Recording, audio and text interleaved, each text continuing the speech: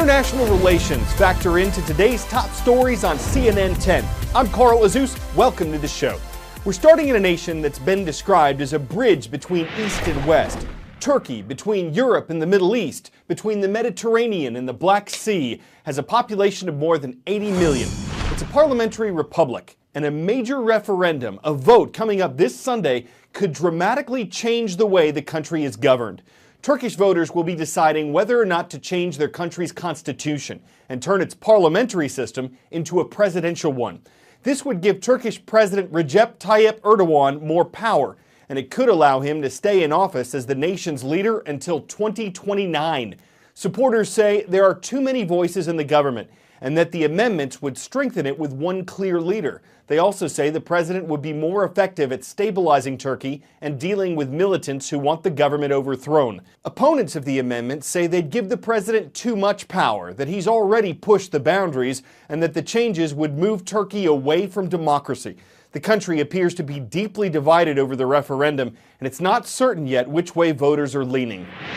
Recep Tayyip Erdogan has ruled Turkey for over a decade, during which the country has become a regional powerhouse. He became Turkey's first directly elected president in 2014 after rules within his party prevented him from seeking a fourth term as prime minister. But Erdogan hopes to transform the office of the presidency, traditionally mostly a ceremonial role, into a fully fledged executive office through a constitutional referendum. In March 2017, Erdogan got caught up in a messy diplomatic spat with the leaders of the Netherlands and indeed of some other European countries after they barred Turkish ministers from campaigning for the referendum in the country, which has a significant community of Turkish diaspora. But he's also facing other big challenges. The country's part of the US-led coalition fighting ISIS. Turkey also fighting a full-scale insurgency from Kurdish militants like the PKK. Both groups have carried out deadly bombings in recent years, dampening Turkey's tourism and hurting the economy. But the biggest challenge to his rule came in July of 2016, when a group of military officers tried to push him out of power. The coup failed and, in an ironic twist, boosted Erdogan's political power. Despite all the challenges, Erdogan does still enjoy huge support at home and will, without doubt, remain the key figure in Turkish politics for the near future. Starting last year, North Korea stepped up its controversial nuclear program. There's been an increase in rhetoric, threatening speech there regarding the United States. An American aircraft carrier strike group is headed toward Korean waters following a North Korean missile test last week.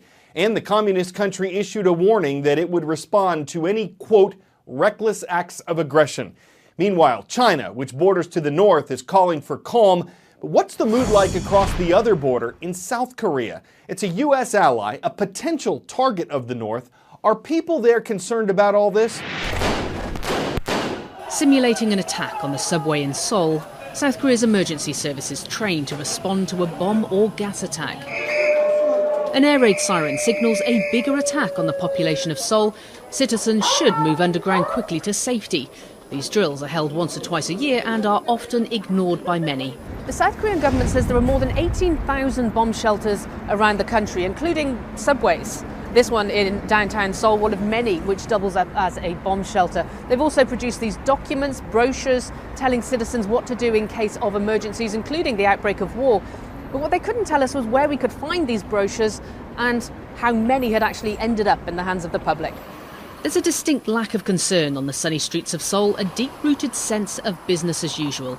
For one simple reason. South Korea has been technically at war with its northern neighbour since 1953, when an armistice, not a peace treaty, was signed.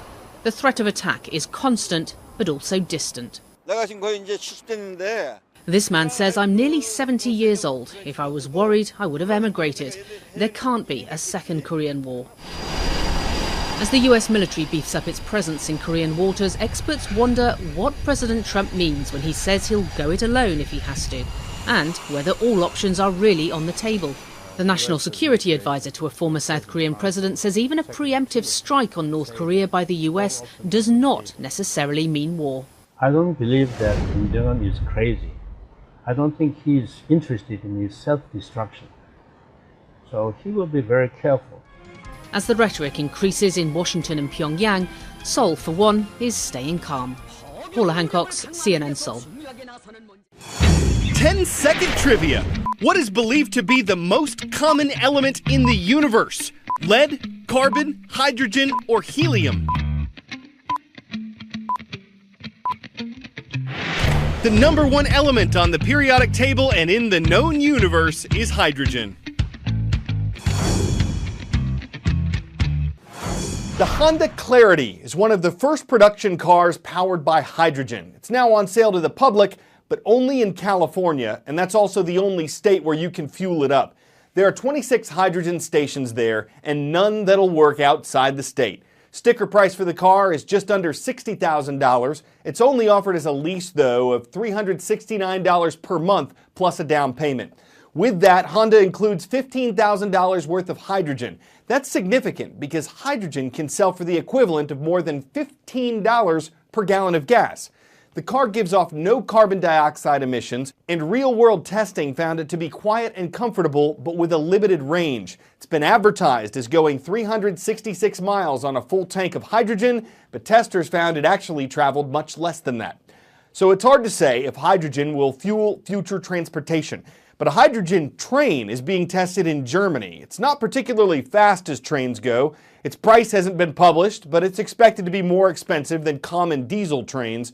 Will the environmental trade-offs keep it on track?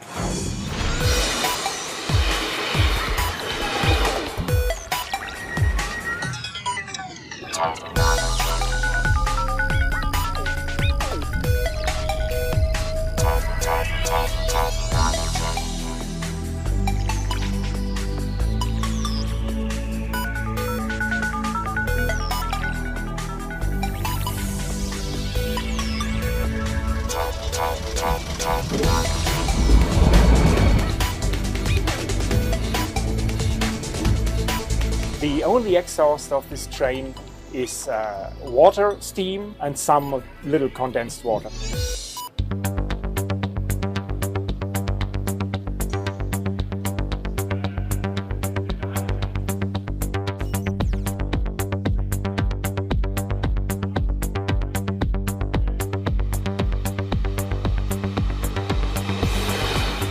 Refueling is much more easy than diesel refueling. You just have to connect the refueling to the train and it's automatically refueled with hydrogen.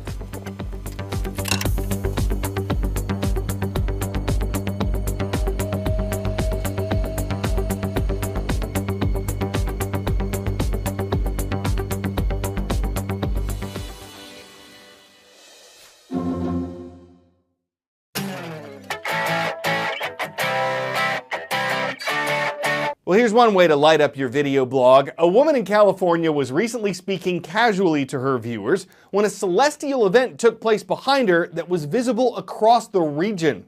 Went from... Did you guys see that?